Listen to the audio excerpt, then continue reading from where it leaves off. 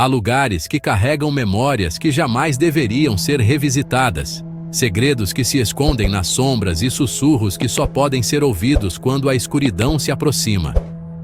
Desde criança, eu sempre ouvi histórias sobre o medo e sobre o que se esconde nos lugares mais remotos. Mas nada poderia me preparar para os encontros que vivi. Não são apenas lembranças. São experiências gravadas na minha mente. Cenas que voltam a mim nos momentos de silêncio, relembrando que o sobrenatural muitas vezes está mais próximo do que imaginamos. Hoje, vou compartilhar 3 dessas histórias.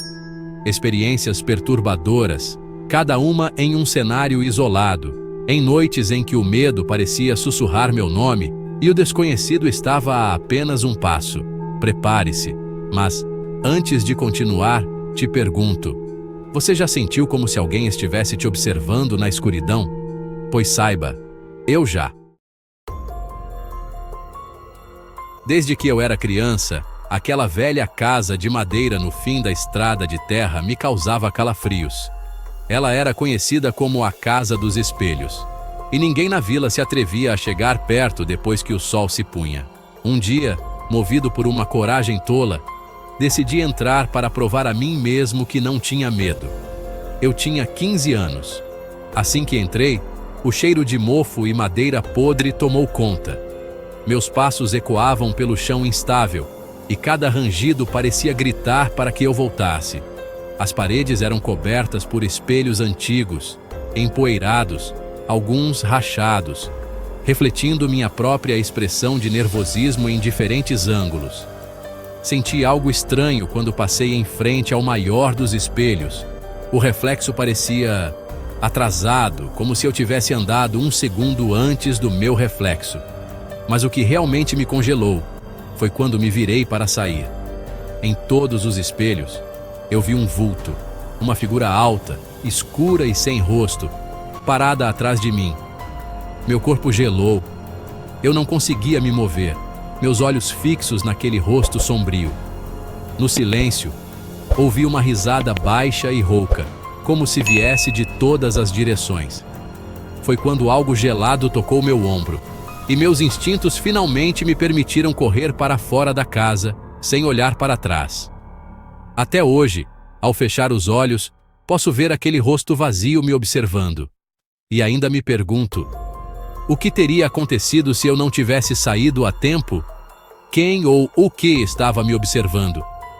Será que era uma entidade presa entre o nosso mundo e o além? Ou apenas uma sombra da minha própria imaginação? Às vezes me pergunto se, de alguma forma, aquilo ainda está lá, esperando que alguém tenha a coragem ou o azar de cruzar o seu caminho novamente. E você, teria coragem de entrar nesses lugares? Acredita que forças sobrenaturais realmente existem ou tudo não passa de uma coincidência? Deixe seu comentário. Eu tinha 13 anos e passava o verão na fazenda dos meus avós, cercada por um vasto campo de árvores e colinas, onde um lago ficava escondido atrás de uma floresta espessa.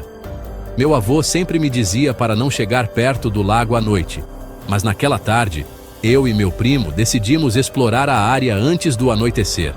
Quando chegamos ao lago, uma névoa espessa começou a surgir, encobrindo a água e as árvores ao redor. Era estranho. O sol ainda não havia se posto, mas a névoa era tão densa que mal conseguíamos ver um ao outro. De repente, ouvi o som de passos atrás de mim, lentos e arrastados, como se alguém estivesse caminhando sobre folhas molhadas. Chamei pelo meu primo, mas ele estava distante, quase perdido na névoa. Uma figura emergiu lentamente da névoa, pálida e magra, com olhos fundos que brilhavam em um tom azulado, me encarando sem piscar. Eu tentei gritar, mas nenhum som saiu da minha boca. A figura levantou uma mão esquelética, e eu senti uma pressão horrível, como se meu próprio corpo estivesse sendo puxado para dentro da névoa. Foi quando meu primo me agarrou pelo braço e me puxou com força. Corremos sem olhar para trás até chegar à fazenda. Nunca mais voltamos ao lago. Até hoje, a visão daqueles olhos vazios e do toque gelado daquela figura ainda me assombra. Me pergunto o que teria acontecido se meu primo não tivesse me resgatado a tempo. Será que eu teria me perdido para sempre naquela névoa, ou algo pior teria me levado? Aquela figura ainda me persegue em sonhos, como se estivesse esperando que eu volte. E você, já teve uma experiência em que sentiu que algo inexplicável estava prestes a acontecer? Acredita que lugares isolados guardam segredos além do nosso entendimento? Deixe seu comentário. Eu tinha uns 11 anos quando meus pais me deixaram passar uns dias na casa de uns tios, em uma pequena vila isolada. Os campos de milho ao redor da propriedade eram imensos, e durante o dia eu costumava me aventurar entre os milharais. Mas sempre havia uma regra clara: jamais entrar no campo de milho à noite. Uma noite, movido pela curiosidade, decidi explorar o milharal. A escuridão era sufocante e o farfalhar das folhas parecia vir de todas as direções. Foi quando ouvi um sussurro suave, quase como o som de uma criança chamando meu nome. Lucas, Lucas. A voz parecia vir de longe, mas eu estava completamente sozinho ali. Continuei andando, tentando ignorar o medo que crescia no meu peito. Foi então que vi uma figura pequena, uma menina com um vestido branco rasgado, com os cabelos caindo sobre o rosto. Ela estava parada entre os milharais, me observando. Eu perguntei se ela precisava de ajuda, mas ela apenas ergueu o rosto. Seus olhos estavam vazios, sem expressão, e ela deu um sorriso que me causou calafrios. Comecei a correr em pânico, mas a cada passo que eu dava, o som dos sussurros aumentava, e parecia que ela estava me seguindo. Finalmente, quando saí do milharal e cheguei à casa dos meus tios, percebi que algo ainda estava estranho. Ao olhar para o campo, vi a figura dela parada na beira do milharal, ainda sorrindo. Desde então, nunca mais entrei em um milharal à noite. Até hoje sinto que, de alguma forma, ela ainda está lá, esperando alguém ousado o suficiente para entrar e ouvir seus sussurros novamente. Desde então, nunca mais entrei em um milharal à noite. Até hoje, sinto que, de alguma forma, ela ainda está lá, esperando alguém ousado o suficiente para entrar e ouvir seus sussurros novamente. Algumas noites, quando a brisa sopra e as folhas farfalham, imagino que posso ouvir sua voz, chamando meu nome. É uma sensação inquietante, que me faz questionar se o que vi foi real ou apenas fruto da minha imaginação jovem e impressionável. As histórias sobre o milharal começaram a se espalhar pela vila, e logo muitos falavam sobre o espírito da menina do milharal, uma lenda que emergiu das minhas lembranças mais sombrias. Uma vez, um grupo de amigos desafiou-se a entrar no milharal à noite, rindo e zombando da lenda. Eles queriam filmar tudo e postar nas redes sociais. A ideia me deixou nervoso, mas eu me segurei, lembrando do que havia passado. Ninguém acreditava em mim. No entanto, enquanto contava a eles sobre a menina, pude ver em seus olhos um misto de curiosidade e medo. Fui deixado de lado, mas na noite em que eles decidiram ir, algo dentro de mim sentia que deveria segui-los.